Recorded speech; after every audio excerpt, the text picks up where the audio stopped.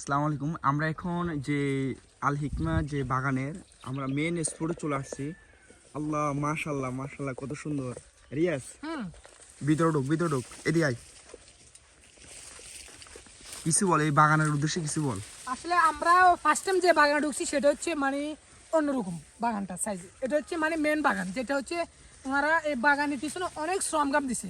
যেটা হচ্ছে এখানে মানে প্রত্যেকটা আম এবং প্রত্যেকটা পেয়ারা এমন ভাবে ফুল আইছে মাশাল্লাহ ভিতরে ঢুক মাশাল্লাহ। এবং ভিতরে ঢুকলে দেখা যাবে। আর আমার একটা ধারণা যে এরা যে পরিমাণ সালাম দিছে, যে পেয়ারা গাছে যে পরিমাণ ফলন আইছে, তো যে পরিমাণ সালাম দিছে, আমার ধারণা মালিক কাছে একটা কোশ্চেন থাকবো, ওনারা কি এইভাবে যে একই সিজনে কি আপনারা একই সালাম তুলতে পারবেন কিনা, মানে এই সিজনে পেয়ারা এবং কি আম বিক্রি করি।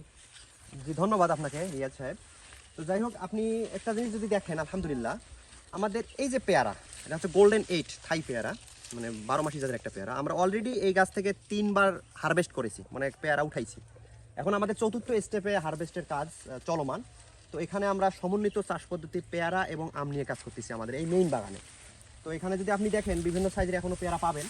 আরেকটা জিনিস হচ্ছে কি, আমাদের যেহেতু সিজনাল আম, আমাদের এটা হচ্ছে বানানা ম্যাঙ্গো আম। দেখেন আমের যে সাইজ, আলহামদুলিল্লাহ অলরেডি আমাদের আমের সাইজ চলে আসছে এবং আমের যে ধরন, যে এটা কত সুন্দরভাবে আমাদের আমগুলো কোয়ালিটিও খুব সুন্দর। আলহামদুলিল্লাহ। তো আপনি যদি দেখেন আর কি,